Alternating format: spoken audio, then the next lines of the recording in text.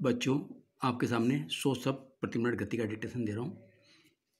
देखें, start.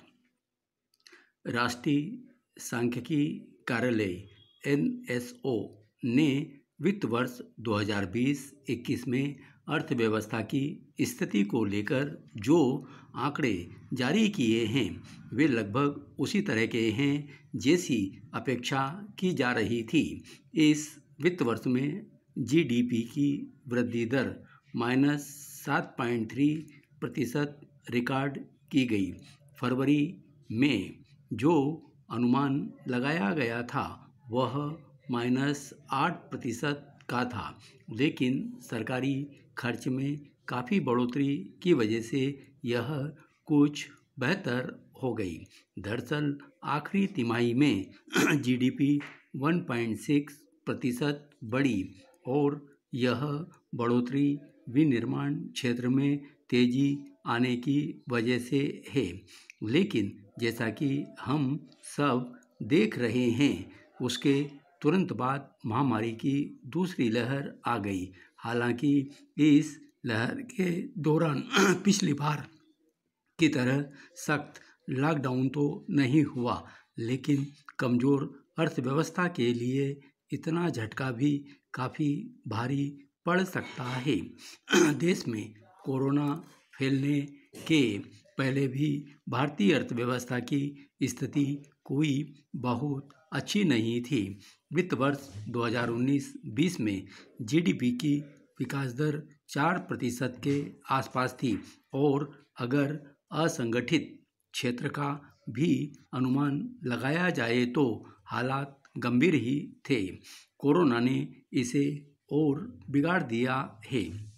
CMII की ताज़ा रिपोर्ट के मुताबिक कोरोना के दौर में 87% भारतीय परिवार की आय घटी है और सिर्फ दूसरी लहर में ही लगभग 1 करोड़ नौकरियां खत्म हुई हैं। उदारीकरण के दौर में जितने परिवार गरीबी की रेखा के ऊपर आए थे, उस किए किराए पर पिछले कुछ वक्त में ही पानी फिर गया है। जाहिर है, सरकार में बैठे लोग इन मुद्दों पर सोच ही रहे हैं। वित्त मंत्री निर्मला सीतारमण का कहना है कि इस स्थिति से उबरने के लिए फिलहाल किसी अतिरिक्त कोशिश की ज़रूरत नहीं है। उनका कहना है कि बजट में अर्थव्यवस्था को गति देने के लिए जो उपाय किए गए हैं उनका असर देखना चाहिए।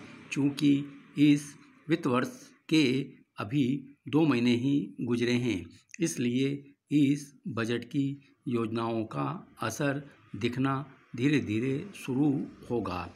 सरकार के मुख्य आर्थिक सलाहकार सुब्रमण्यम का भी यह मानना है कि अर्थव्यवस्था तेजी से गति पकड़ सकती है, बशर्ते टीकाकरण बड़े पैमाने पर हो सके। यह भी सही है कि फिलहाल सरकार के पास विकल्प बहुत कम हैं। उसके आगे एक बड़ी समस्या यह भी है कि महंगाई तेजी से बढ़ रही है। मौजूदा NDA सरकार के कार्यालय में विकास दर तो कम होती गई, लेकिन एक सौभाग्य यह रहा कि महंगाई की रफ्तार भी काफ़ी कम रही। लेकिन अब दोहरा संकट है, कम विकास दर के साथ बड़ी महंगाई। ऐसे में नकदी की उपलब्धता बढ़ाने पर महंगाई के दौर और ज़्यादा बढ़ने का खतरा पैदा हो सकता है, जो देश में सबसे संवेदनशील राजनीतिक मुद्दा बन जाता है।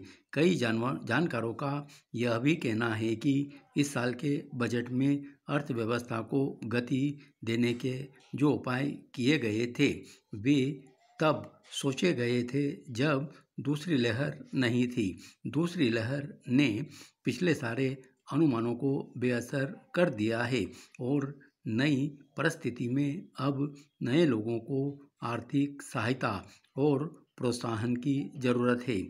दूसरी लहर ने लोगों को कहीं ज़्यादा सशंकित कर दिया है और इसकी वजह से बाज़ार में खर्च करने से वे अभी हिचकेंगे। इसलिए यही वक्त है जब सरकार को नए नोट छापने और लोगों, खासकर देश के सबसे कमज़ोर वर्गों के हाथ में पैसे देने का फैसला करना चाहिए। धन्यवाद।